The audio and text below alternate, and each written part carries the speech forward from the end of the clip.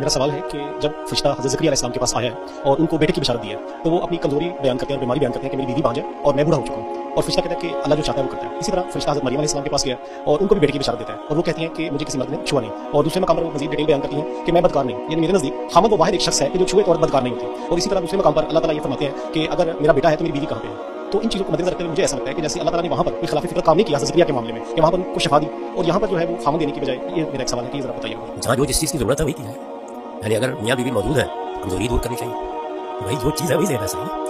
बाकी ये तो सर सैयद अलैहिस्सलाम ने उसूल कायम किया था कि अल्लाह ताला कोई कम खिलाफ फितरत नहीं करते। ये उनका तबादला अफसाना है। अल्लाह कादिर है, जो चाहे करे, जिस तरह चाहे करे, सुबह करे शाम करे, दरख्तों के अंदर से आदमी पैदा कर दे, उनके लिए क्या मुश्किल। कुरान मजीद की रिसायत से उनको गलती लगी है, उसका ये मतलब नहीं है। अल्लाह ताला के यहाँ एक तो उनके कवानीन है जिनके तहत वो मामला कर रहे हैं और वो कवानीन उनके बनाए हुए हैं। वो चाहे तो उनको बाकी रखें, चाहे तो उनको तोड़ दें, लेकिन इंसानों के साथ मामला करना, यानी उनको मिसाल के तौर पर इम्तहान में डालना, उनको हिदायत देनी है, उनमें गुमराही आनी है, जला सजा के मामला थे, इनको अल्लाह ताला कहते हैं ये मेरे सुनन है, सुन्नत है।